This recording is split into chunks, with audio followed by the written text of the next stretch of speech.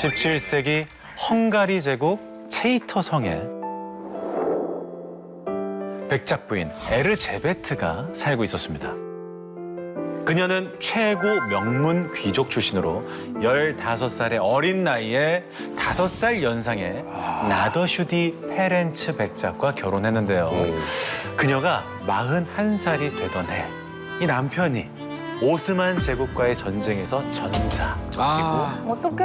혼자가 됩니다. 희망이. 이 죽은 남편으로부터 체이터 성을 비롯해 막대한 유산을 상속받게 된 에르제베트.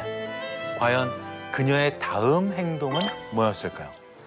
남편이 죽고 유산을 상속받았다. 그 다음 행보는 플렉스죠. 플렉스? 네, 그렇죠. 그때도 부동산이 굉장히 괜찮지 않았을까? 성을 뭐 구입을 한다거나 아니면 남편이 있을 때 하지 못했던 사치를 좀 부린다거나 이런 플렉스들을 좀 했을 것 같은 느낌?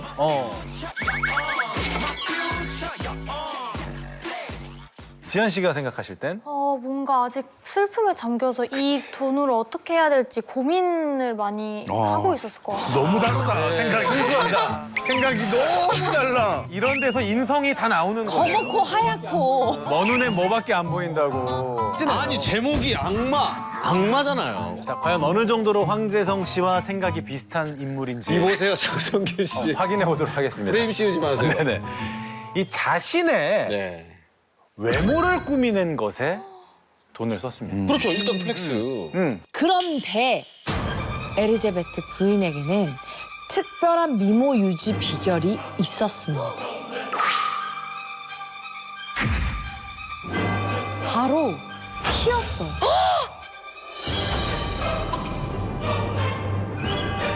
피로 목욕을 하는 거였죠. 사람? 사람이 피. 한마디로 저세상 스킨케어. 그러니까 생각만 해도 사실 끔찍하잖아요. 근데 그녀가 왜 대체 이런 기행을 벌이게 된 걸까요? 어린 시절부터 사실 외모에 대한 관심이 남달랐던 에르제베트. 그녀는 남편과 사별한 후 40을 넘겨 훅 늙어버린 자신의 모습을 보고 우울해지기 시작합니다. 그럴 수 있죠. 그러던 어느 날 하녀가 이 빗질을 하다가 실수로 그녀의 머리카락이 엉켰는지 잡아당긴 거예요. 그 자리에서 뺨을 때렸습니다. 근데 그녀의 손에는 큰 반지가 껴있더랬죠. 반지에 긁혀 하녀 얼굴이 찢어지면서 백작 부인의 얼굴까지 피가 팍 튀긴 거죠. 더러워. 아이고. 자, 이렇게 더럽다고 했는데 거울을 보며 얼굴에 피를 닦아내던 백작 부인의 눈이 번뜩입니다. 뭐야? 이 피가 묻었던 피부에 생기가 도는 게 보였던 겁니다. 순간 그녀는 엄청난 생각을 하게 되죠. 아, 젊은 피가 젊음을 준다. 이후 이 젊은 피에 집착하게 된 백작 부인. 그녀는 젊은 피를 어떻게 얻었을까요? 무고한 소녀들을 죽여서 피를 얻습니다. 그러니까 지한 씨 또래의 소녀들인 거죠. 진짜 그녀의 수법은 차마 말로 옮기지 못할 정도입니다. 일자리를 준다고 꼬셔서 마을의 젊은 소녀들을 성으로 데려옵니다. 그리고 옷을 벗기고 천장에 만들어둔 세 장의 가두죠. 세 장에 왜? 자, 이 세 장은요, 날카로운 쇠꼬챙이가 다닥다닥 박혀 있습니다. 쇠로 만든. 그럼 안에서 소녀가 조금만 움직여도 세 장이 흔들리면서 쇠꼬챙이에 찔려 피가 흐르게 되겠죠. 이 에르제베트는 세 장에서 흘러내리는 소녀의 피를 받아서 그 피로 목욕을 합니다. 미쳤어. 그러던 어느 날 잡혀왔던 한 소녀가 어렵게 도망을 치죠. 그리고 당국에 신고를 하게 됩니다. 당국은 군대를 동원해서 백작 부인의 체이터성을 급습하는데 예. 성 안엔요 희생된 소녀의 시체들이 널브러져 있었고 심지어는 토막난 시체들도 널브러져 있었던 거예요. 그리고 더욱 놀라운 것이 발견됩니다. 아니 토막난 시체까지 나왔는데 더 놀라운 게 있다고? 백작 부인의 일기였습니다. 그게 왜요? 이 일기장에는 범행 일지가 상세하게 기록이 돼 있었는데 날짜별로 살해한 소녀들의 명단이 있었어요. 무슨 취미야? 사이코패스네. 그 명단에는 무려 650명. 뭐야. 백작 부인이 피로 목욕을 하기 위해 650명을 죽인 거였어요. 50명. 이제 사실 650명이 넘을 수도 있겠다. 그렇죠. 확인된 것만 650명이에요. 미치겠다 진짜. 이 헝가리 제국은 에르제베트 백작 부인의 재산을 몰수했습니다.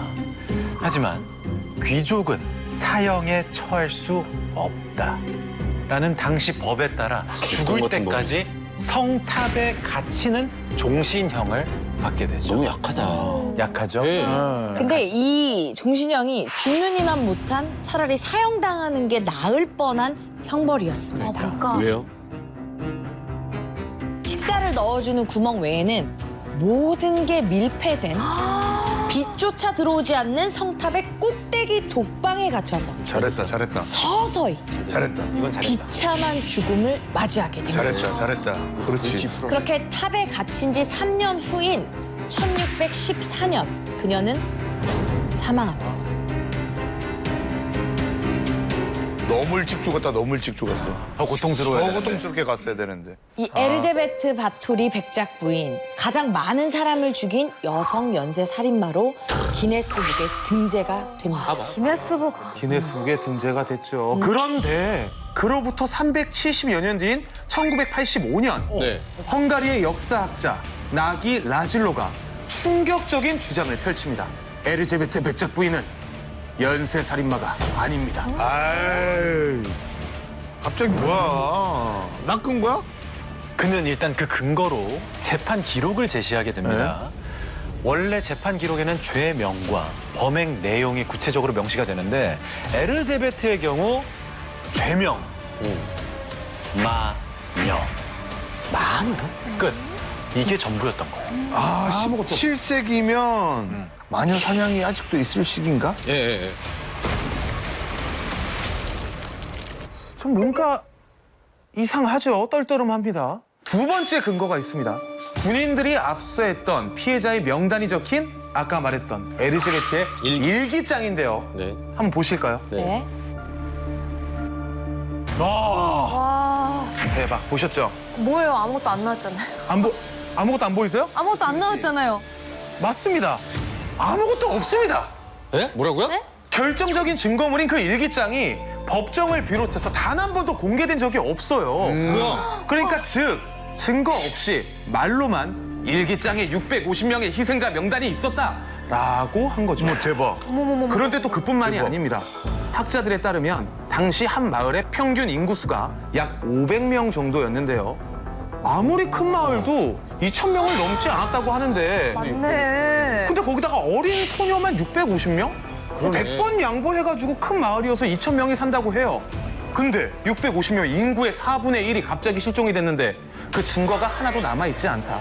이건 상식적으로 좀 말이 안 되지 않을까? 이 주장은 진짜 신빙성 있네요. 그렇죠. 네. 자, 그렇다면 이야. 그녀는 대체 왜 연쇄 살인마가 된 것일까요? 누구죠? 이 아저씨 누구예요? 자, 이 사람 에르제베트 백작 부인의 사촌 오빠 마티아스가 모든 일을 꾸몄다는 겁니다. 이 마티아스는 당시 헝가리 제국의 국왕이었어요. 그런데 이 사촌 여동생인 에르제베트와 은밀히 또 자주 만났습니다. 사촌 오빠랑 네, 그들의 비밀스러운 대화를 한번 들어볼까요? 에리제베트, 조금만 더. 국왕폐하, 더는 할 수 없습니다. 그러지 말고 한 번만 더. 죄송합니다. 더 이상 돈을 빌려드릴 수 없습니다. 아이 뭐야 채무 관계였잖아. 자, 헝가리 제국은 오스만 투르크의 이 계속된 침략으로 전쟁을 치르느라 막대한 전쟁 자금이 필요했는데요. 그래서 국왕 마티아스는 엄청난 유산을 받은 백작 부인에게 돈을 빌렸고 그 빚이 어마무시했다고 합니다. 빚 안 갚으려고 그런 거야? 그래서 국왕은 그녀에게 진 빚을 갚지 않고 네. 막대한 자금을 마련할 수 있는 비책을 찾게 됩니다. 바로 에르제베트를 없애는 것. 그렇지, 없애야지. 그렇지. 그렇게 그녀는 젊음을 위해 소녀들의 피로 목욕하는 연쇄 살인마로 몰려 전 재산을 압수당하고 갇히게 된 거죠. 딱하다. 그래야지 돈은 나라의 귀속이 되니까. 그래서 마녀로 몰아서 죽였구나. 맞습니다. 역사는 승자에 의해 쓰이고 죽은 자는 말이 없죠. 지금까지 증거도 없이 이 정황과 소문만으로 희대의 악녀로 남게 된 에르제베트 바토리 부인의 이야기였습니다. 이거 탄탄하네요. 우리 지한 씨 어떠셨습니까? 전설의 악마는 부인이 아니라 그 사촌 오빠인 것 같아요. 국왕이다. 네. 저희가 노린 포인트를 정확하게 예리하게 집어냈어. 만약에 그 백작 부인이 실제로 죽인 게 아니라면 네, 만약에 아니라면 자, 저희는 더 서프라이즈한 이야기를 준비했습니다. 물론 바토르 부인 얘기 잘 들었습니다만 네, 세죠. 조금 더 가야죠. Once upon a time. 나왔네요. 서기 64년 7월 18일 밤입니다. 로마 시내를 바라보던 한 남자가 있었습니다. 사람들의 비명소리, 거친 바람을 타고 눈가를 파고드는 잿깔, 아비규환이 된 도시는 시뻘건 불길에 휩싸여 있었는데요. 그렇습니다. 그 유명한 로마 대화재의 현장이었습니다. 최초의 이 화재는 서민들의 주거지였던 시장 인근에서 발생을 했는데 그곳은 올리브유, 옷감 같은 걸 판매하는 곳이라서 불길이 금방 커졌고 때마침 분 강풍에 도시 전체로 이 불길이 퍼져나갔죠. 엎친데도 엎친데도. 급기야 언덕을 따라서 황제가 있던 궁궐 쪽으로도 불길이 향합니다. 그러자 신하들이 다급히 황제를 찾는데요. 폐하, 지금 불길이 걷잡을 수 없이. 그러자 불타는 도시를 보고 있던 황제는 이렇게 말합니다. 활활 타오르는 저 불길이 너무 아름답지 않느냐. 아니 어떻게 이걸 보고 그렇게 느낄 수 있어? 황제의 반응이 의외죠. 그리고 황제는 리리리라라리라라 이 리라를 연주하면서 부른 노래. 인간들이여 쓸데없이 낭비할 시간이 어디 있는가. 인생을 즐겨라. 드링. 어머 말도 안 돼. 뭐야, 자기 국민들이 죽어갈 수도 있는 그러니까 건데. 불길이 그렇게 크게 났는데. 황제가 불타는 로마 시내를 바라보면서 흥에 겨운 듯 시를 읽고 노래를 했던 겁니다. 이 미친 황제는 바로 로마의 폭군 네로 황제였습니다. 어머. 다들 아시죠, 네로 황제? 네로 황제. 한 번쯤은 유머 1번지. 그래서 개그 프로그램에서도 그렇죠. 최양락 제안한 선생님. 선생님이죠, 네로 황제. 정말 엄청난 미치광이 폭군으로 유명했던 네. 로마의 황제입니다. 사실 이 네로 황제는 어린 나이에 왕위에 올랐는데요. 어머니가 사사건건 정사에 개입하자 어머니 아그리피나를 살해하는가 하며 다른 여자와 결혼하기 위해서 아내 옥타비아까지 죽입니다. 아, 이제 최악이죠. 그리고 아내의 머리를 새 아내에게 선물로 주죠. 한마디로 폭군, 회류나 연쇄살인마, 사이코패스. 그런 그가 가장 좋아하는 건 뭐였을까요? 불길을 보면서 노래를 불렀으니까 네. 그거랑 관련 있는 거 아닐까요? 노래 연기? 검은 고양이 네로 고양이 좋아하는구나. 네로 그것도 네로가 만든 거야? 대재는 꾸러기. 바로 시와 노래, 예술이었어요. 맞네. 맞았어. 아니 스스로 황제가 아니라 예술가라고 생각을 했대요. 로마 소방관 3,000여 명은 불길 진화에 목숨을 거는데요. 자, 그런데 한쪽에서 횃불로 불을 지르는 사람들을 발견하게 됩니다. 근데 그들의 신분이 놀랍게도 황제를 지키는 근위병들이었어요. 황제가 시켜서 불린 거구나. 무슨 얘기인지 이해가 안 돼. 안 그래도 소방관들도 따졌습니다. 그러자 근위병들은 이렇게 외칩니다. 우리는 명령을 받고 불을 지르는 것이다. 그래. 세상에. 맞습니다. 로마 대화제를 일으킨 범인은 바로 네로 황제였습니다. 네. 대체 그는 왜 불을 지른 걸까요? 진짜 그야말로 즐기려고 한 건가? 평소 네로 황제는 로마를 싹 다 부수고 다시 만들고 싶어 했어요. 그런데 지금의 국회에 해당하는 의사결정기구 원로원의 반대에 부딪히자 이 로마를 잿더미로 만들 재난을 계획한 거죠. 실제로 로마 대화제 이후에 네로 황제는 궁전부터 새로 짓습니다. 그것도 번쩍번쩍한 황금으로.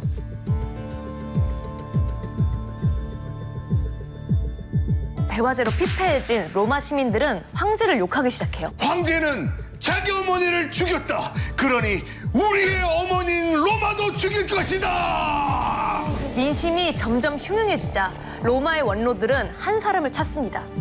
당시 스페인의 총독으로 파견되었던 갈바 장군이었죠. 갈바 장군은 폭군 네로를 몰아내고 로마의 새로운 황제가 됩니다. 그렇게 폭군의 시대는 막을 내리게 되죠. 자, 그런데 또? 1981년 폴란드 출신의 역사 저술가 필립 반덴베르크가 충격적인 주장을 합니다. 네로 황제는 로마 대화제를 일으키지 않았습니다. 억울하게 누명을 쓴 겁니다. 여기도 누명이야? 네. 왜? 그는 이 책을 근거로 제시했습니다.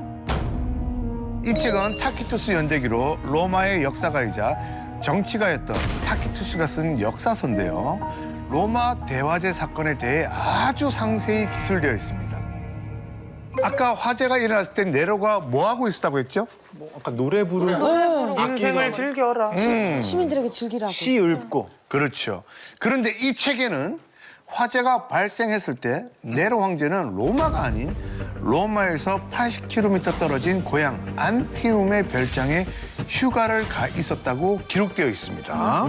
신기하죠? 그럼 이 상황을 몰랐을 수도 있겠네요. 그렇죠. 네. 네로는 다음 날 로마에 화재가 발생했다는 보고를 받고 이재민들을 자신의 궁 정원에 피신시키라고 합니다. 즉 자신의 궁에 백성들을 머물게 해준 거죠. 아예 앞에 이야기와는 지금 결이 다르죠. 그러네요. 그렇죠. 그리고는 휴가를 중단하고 로마로 달려와서 앞장서서 피해를 수습합니다. 로마 대화제가 진압된 후 네로 황제는 시민들의 세금을 깎아주고 식료품의 가격을 3분의 1로 내리는 등 시민들을 위한 정책을 펼칩니다. 반덴베르크는 그의 책에서 로마 대화제는 네로가 지른 게 아니라 올리브를 판매하던 시장에서 누군가의 실수로 기름에 불이 붙어 발생한 거라고 주장합니다. 아니, 근데 왜 네로가 불을 지르고 노래까지 불렀다고 했었잖아요. 그건 왜? 자, 이 모든 게 음모론이란 겁니다. 네로와 대립했던 원로원이 꾸몄다고 하는데요. 그 이유, 재난은 누구에게는 슬픔이지만 누구에게는 기회이기도 합니다. 당시 귀족들에게 대화제는 큰 돈을 벌 수 있는 기회였습니다. 그렇죠. 일단 시장이 불타면서 생필품 가격이 폭등을 하죠. 10배, 20배. 예. 귀족들에게는 자신들의 이 토지에서 생산한 농산물들을 아주 비싸게 팔 수 있는 절호의 찬스 아니겠습니까? 바로 그 기회인데 네로 황제는 서민들을 위해서 식료품을 외국에서 수입을 해서 또 싼 가격에 공급을 해요. 그러니 귀족들 입장에서 기분이 좋겠습니까? 안 좋겠습니까? 그러자 불만이 팽배해진 귀족들이 네로가 불을 지르고 불타는 로마 신녀를 보며 노래를 부르고 있었다! 야, 음모네. 라고 소문을 퍼뜨린 거죠. 그렇습니다. 이렇게 민심이 흉흉해지자 네로는 무섭게 돌변해서 특단의 조치를 취합니다. 과연 어떤 조치를 취했을까요? 원로 숙청 아닙니까? 난 아예 감이 안 와. 네로가? 네. 민심을 잡기 위해 공공의 적을 만들기로 한 것인데요. 그 희생양은 바로 기독교인들이었습니다. 당시 로마는 신흥 종교였던 기독교를 박해했는데요. 이 로마에 불을 지른 범인이 기독교인들이라고 몰아붙이면서 십자가에 매달아 죽이고 사자한테 산채로 던지는 등 정말 참혹 그 자체였습니다. 그렇게 네로는 최초의 기독교 박해자이자 폭군, 정신 이상자로 역사의 낙인이 찍히고 로마 대화제의 주범으로 몰리게 됐던 거예요. 그렇죠. 그러니까 폭군은 폭군인데 화제는 억울하다. 네, 이 대화제가 기폭제가 돼서 갈바 장군과 원로원이 쿠데타를 일으켰고 폭군 네로는 실각하게 됩니다. 이후 로마는 태평성대를 맞이했을까요? 아, 이렇게 세워진 정권은 어려워요. 태평성대 누리기 쉽지 않죠. 무너지죠. 무너지는 법이죠. 결국 똥차 가고 또 똥차 오고 그렇지. 똥차 가고 또 똥차가 옵니다. 다음 황제였던 갈바 역시 탐욕과 방탕 그 자체였던 거죠. 그 다음 황제들도 정말 하나같이 폭력적이거나 정말 비정상적인 사람들. 어떤 황제는 질병에 시달려서 정사를 아예 돌보지를 못했대요. 결국 로마는 그렇게 멸망을 하게 됩니다. 그런데 by the way 또 있어. 왜요? 자, 그런데 무능한 황제의 연속은 과연 단순한 우연이었을까요? 그 비밀은 수천 년이 흘러서야 밝혀지는데 1994년 캘리포니아 공과대학의 카메론 패터슨 박사가 놀라운 발표를 합니다. 로마인들의 유골을 분석한 결과 정상인에 비해 80배가 넘는 납성분이 검출이 됐습니다.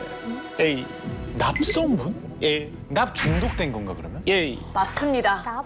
당시 로마인들은 각종 장신구와 화장품뿐만 아니라 접시랑 술잔, 식기 등 모든 생활용품들을 납으로 만들어서 사용을 했다고 합니다. 자, 여러분. 실제로 이 납중독의 대표적인 증상이 바로 환청, 환각이에요. 심할 경우에는 폭력성까지 생기는데요. 이 황제들의 증상과 정확히 일치를 했습니다. 그럼 왜 유독 황실 사람들이 납중독에 시달렸을까요? 왜 황실 사람들이? 납이 그 당시에 좀 고급 자재가 아니었을까요? 당시 납은 되게 귀한 금속이었어요. 그래서 서민들은 거의 사용을 못하고 귀족이나 왕족들만 사용하게 됐던 겁니다. 일이야. 그러니까 계속 악순환이 될 수밖에 없었던 어떻게 보면 그 무지에서 발생한 근데 뭐 자업자득이죠. 네. 자, 어쨌든 역사의 폭군으로 남았지만 로마 대화제만큼은 억울했던 네로 황제와 납에 중독된 로마의 황제들. 인류 역사상 가장 찬란했던 로마 제국이 갑자기 쇠락한 건 단순한 우연이 아니었던 겁니다. 이상 정인돈 팀이었습니다.